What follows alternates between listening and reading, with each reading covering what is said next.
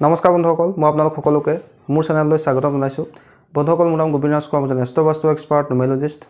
বন্ধুসকল, আপোনালোকৰ সুবিধাৰ্থে মই চেনেলটোত বাস্তুৰ সম্পৰ্কে, সংখ্যাতত্বৰ সম্পৰ্কে, জ্যোতিষৰ সম্পৰ্কে, তাৰ লগতে তন্ত্ৰৰ বিভিন্ন প্ৰয়োগৰ ভিডিঅ'সমূহ ইয়াত আপলোড কৰি থাকোঁ। গতিকে যদিহে আপোনালোকৰ মোৰ চেনেলৰ ভিডিঅ'সমূহ চাই ভাল লাগে, অনুগ্ৰহ কৰি মোৰ চেনেলটো ছাবস্ক্ৰাইব কৰিব, ভিডিঅ'সমূহ লাইক কৰিব, কমেণ্ট কৰিব আৰু যিমান পাৰে শ্বেয়াৰ কৰিব। বন্ধুসকল, আজি মই আপোনালোকৰ লগত আলোচনা কৰিবলৈ আগবাঢ়িছোঁ যে আমি আমাৰ ঘৰত চিৰি কোন দিশত নিৰ্মাণ কৰিব লাগে, আৰু যদি আমি অলৰেডি চিৰি নিৰ্মাণ কৰিলোঁ কিন্তু আমাৰ চিৰিটো ভুল দিশত পৰিলে, তেন্তে তাৰ ৰিমেডিজ আমি কি কৰিব লাগে। বন্ধুসকল, ইয়াৰ আগতেও মই আপোনালোকৰ লগত ভুল দিশত পানী উৎস থাকিলে কি কৰিব লাগে, মুখ্য দুৱাৰখন ভুল দিশত থাকিলে কি কৰিব লাগে, টয়লেট ভুল দিশত থাকিলে, কিটচেন ভুল দিশত থাকিলে তাৰ ৰিমেডিজ আমি কিদৰে কৰিব লাগে সেই বিষয়ে মই জনাইছিলোঁ। বন্ধুসকল, আমাৰ ঘৰৰ বাস্তু আমাৰ ঘৰৰ উন্নতি প্ৰগতিৰ কাৰণে অত্যন্ত গুৰুত্বপূৰ্ণ বিষয়। গতিকে বাস্তুৰ বিষয়বিলাক কেতিয়াও ইগন'ৰ কৰা অনুচিত, কিয়নো বন্ধুসকল আমাৰ শৰীৰটো 5টা তত্ত্বৰে গঠিত, আমাৰ পৰিৱেশতো 5টা তত্ত্বই আছে। গতিকে এই 5টা তত্ত্বক আমাৰ কাৰণে পজিটিভ কৰি ৰখাই হৈছে বাস্তু।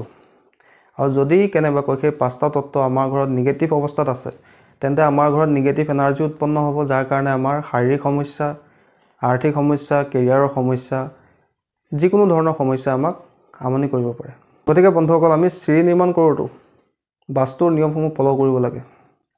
এতিয়া কথা হ'ল বন্ধুসকল, আমি চিৰি কোন দিশত নিৰ্মাণ কৰিব লাগে। বন্ধুসকল, আমি সদায় চিৰি নিৰ্মাণ কৰিলে আমাৰ ঘৰত দক্ষিণ দিশত, দক্ষিণ পশ্চিম দিশত, পশ্চিম দিশত বা উত্তৰ পশ্চিম দিশত নিৰ্মাণ কৰিব লাগে। কেতিয়াও ভুলতো চিৰি উত্তৰ দিশত, উত্তৰ পূব দিশত, পূব দিশত বা দক্ষিণ পূব দিশত নিৰ্মাণ কৰিব নালাগে। বন্ধুসকল, বাস্তু অনুসৰি কোৱা হৈছে যে আমি সদায় উত্তৰ, উত্তৰ পূব আৰু পূব দিশটোক পাতলা কৰি ৰাখিব লাগে, অৰ্থাৎ তাত কোনো ধৰণৰ গধুৰ বস্তু ৰাখিব নালাগে। চিৰি যিহেতু এটা গধুৰ বস্তু, গতিকে চিৰি সদায় আমি দক্ষিণ, দক্ষিণ পশ্চিম, পশ্চিম বা উত্তৰ পশ্চিম দিশতে নিৰ্মাণ কৰিব লাগে। যদি আমি ভুলতে উত্তৰ দিশত চিৰি নিৰ্মাণ কৰোঁ, তেন্তে আমাৰ ঘৰত যদি পঢ়া শুনা কৰা ল'ৰা ছোৱালী আছে, তেওঁলোকৰ কেৰিয়াৰত সমস্যা হ'ব, অপৰচুনিটিত সমস্যা হ'ব। যদি আপোনাৰ উত্তৰ পূবত চিৰি থাকে, তেন্তে আপোনালোকৰ ঘৰৰ ব্যক্তিসকলক খুব টেনশ্যন বা ডিচিশ্যন মেকিঙৰ ক্ষেত্ৰত সমস্যা, পঢ়া শুনাৰ ক্ষেত্ৰত সমস্যা বা শাৰীৰিক সমস্যা হ'ব পাৰে। যদি আপোনাৰ পূব দিশত চিৰি থাকে, তেন্তে আপোনালোকৰ ঘৰৰ ব্যক্তিসকলৰ পাব্লিক ৰিলেশ্যন বেয়া হ'ব পাৰে, ওচৰ চুবুৰীয়াৰ লগত সম্পৰ্ক বেয়া হ'ব পাৰে, গভৰ্ণমেণ্টৰ লগত সম্পৰ্ক বেয়া হ'ব পাৰে। যদি আপুনি চাকৰি কৰে, চাকৰি কৰাৰ ক্ষেত্ৰত প্ৰমোশ্যনৰ ক্ষেত্ৰত সমস্যা, প্ৰাইভেট কোম্পানীত যদি কাম কৰে, আপোনাৰ বছৰৰ লগত চেলাৰী ইনক্ৰিমেণ্টক লৈ সমস্যা হয়। এইদৰে গভৰ্ণমেণ্টৰ ৰিলেটেড যিকোনো ধৰণৰ সমস্যা আপোনাৰ হ'ব পাৰে। যদি দক্ষিণ পূবত চিৰি নিৰ্মাণ কৰে, তেন্তে আপোনালোকৰ ধন টকা পইচাজনিত সমস্যা বা য'ত ত'ত পইচা ফচি যোৱাৰ দৰে সমস্যা, মানি ব্লকেজৰ সমস্যা হ'ব পাৰে। গতিকে সদায় চিৰি নিৰ্মাণ কৰিলে দক্ষিণ দিশত, দক্ষিণ পশ্চিম দিশত, পশ্চিম দিশত বা উত্তৰ পশ্চিম দিশত নিৰ্মাণ কৰিব লাগে।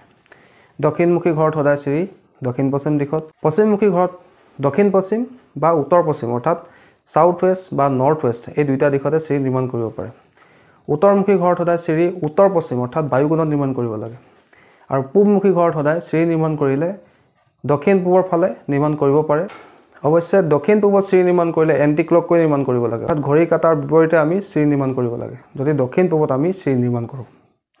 এতিয়া কথা হ'ল, আপোনাৰ ঘৰত ভুল দিশত চিৰিটো আছে, কাৰোবাৰ উত্তৰ পূবত আছে, কাৰোবাৰ উত্তৰত আছে, কাৰোবাৰ পূবত আছে। এতিয়া কথা হ'ল যে আমি কি ৰিমেডিজ কৰিম। আমিতো চিৰিটো বনাই দিলোঁ অলৰেডি, তাকতো ভঙা চিঙা আমি কৰিব নোৱাৰোঁ। আৰু চিৰি ভাঙিবলৈ গ'লেতো আমাৰ বহুত টকা পইচা লোকচান হ'ব, আৰু চিৰি এটা ভাঙিবলৈ যোৱাটো কোনো সাধাৰণ কথা নহয়। গতিকে এতিয়া আমি কি উপায় কৰি সেই চিৰিটোৰ নিগেটিভিটি আমি দূৰ কৰিম। বন্ধুসকল, যেতিয়াই কোনো এটা বস্তু আমি ভুল দিশত নিৰ্মাণ কৰোঁ, তাৰ পৰা আমাৰ নিগেটিভ এনাৰ্জি উৎপন্ন হয়, যি আমাৰ সমস্যা দিয়ে। বন্ধুসকল, বাস্তুত এনেকুৱা ৰেমেডিজ আছে যাৰ জৰিয়তে আমি সেই নিগেটিভ এনাৰ্জিখিনি ব্লক কৰি দিব পাৰোঁ। আৰু তেতিয়াই আমাৰ টয়লেটটোৰ পৰা, কিটচেনটোৰ পৰা যদি কিবা সমস্যা হৈ আছে, চিৰিটোৰ পৰা যদি কিবা সমস্যা হৈছে, সেই সমস্যাখিনি আমাৰ জীৱনৰ পৰা লাহে লাহে আঁতৰি যায়। কি কৰিব লাগে বন্ধুসকল, একেবাৰে চিম্পুল উপায় এটা আপোনালোকক দিওঁ। আপোনালোকে এটা কাম কৰিব, বজাৰৰ পৰা আপোনালোকে 2টা তামৰ বা পিতলৰ কাছ কিনি আনিব। সৰু হ'লেও হ'ব, বৰ ডাঙৰ কাছ আনিবলৈ দৰকাৰ নাই। তামৰ হ'লেও হ'ব, পিতলৰ হ'লেও হ'ব। তাৰপিছত আপোনালোকে কি কৰিব, প্ৰথম যিটো আপোনাৰ চিৰিৰ ষ্টেপ, ফাৰ্ষ্ট ষ্টেপ, প্ৰথম যিটো আপোনাৰ চিৰিৰ ষ্টেপ, সেই প্ৰথম চিৰিটোৰ ষ্টেপটোত আপোনালোকে অকণমান ভাঙিব।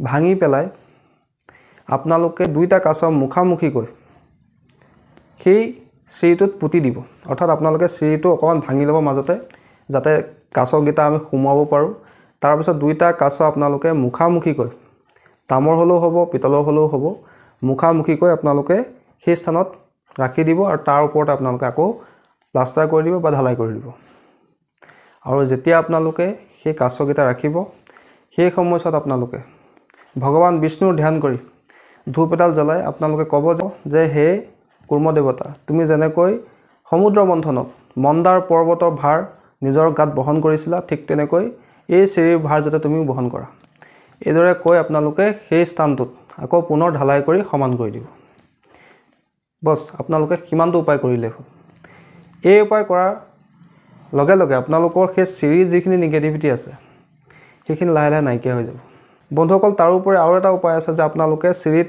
ফাৰ্ষ্ট ষ্টেপত এন্টি ক্লক স্প্ৰিং লগাব পাৰে যদি আপোনাৰ চিৰিটো ক্লকৱাইজ হয় তাৰ উপৰি বন্ধুসকল আপোনাৰ ঘৰ যদি চিৰিটো উত্তৰ দিশত আছে তেন্তে চিৰিত আপোনালোকে গ্ৰীণ কালাৰ কৰি দিব লাগে বা ব্লু কালাৰ কৰি দিব লাগে যদি আপোনাৰ চিৰিটো উত্তৰ পূব দিশত আছে তেন্তে সেই চিৰিত আপোনালোকে ক্ৰীম কালাৰ কৰি দিব লাগে বা অফ হোৱাইট কালাৰ কৰি দিব লাগে যদি আপোনাৰ চিৰিটো পূব দিশৰ ফালে আছে তেন্তে আপোনালোকে সেই চিৰিটোত গ্ৰীণ বা লাইট গ্ৰীণ কালাৰ কৰি দিব লাগে যদি আপোনাৰ চিৰিটো দক্ষিণ পূবত থাকে তেন্তে আপোনালোকে তাত ৰেড ফ্যামিলি যিকোনো colour pink colour orange colour কৰি দিব লাগে বন্ধুসকল এইদৰে কৰিলে আপোনালোকৰ যদি ভুল দিশত চিৰি থাকে সেই চিৰিৰ নিগেটিভিটিখিনি দূৰ হৈ যায় আৰু সেই সমস্যাৰ পৰা আপোনালোকৰ সোনকালে মুক্তিও লাভ হয় বন্ধুসকল এইটো একেবাৰে সহজ ৰেমেডি যদি আপোনাৰ ভুল দিশত চিৰি নিৰ্মাণ অলৰেডি আপুনি কৰিলে তেন্তে আপোনালোকে এই উপায়ৰ মাধ্যমেদি সেই চিৰিটোৰ নিগেটিভিটিখিনি দূৰ কৰিব পাৰে তাৰ উপৰি আপোনালোকে চিৰি ষ্টেপত পিৰামিডো লগাব পাৰে সৰু সৰু পিৰামিড কিনিবলৈ পায় সেই পিৰামিডৰ যোগেদিও আপোনালোকে আপোনাৰ চিৰিৰ নিগেটিভিটিখিনি দূৰ কৰিব পাৰে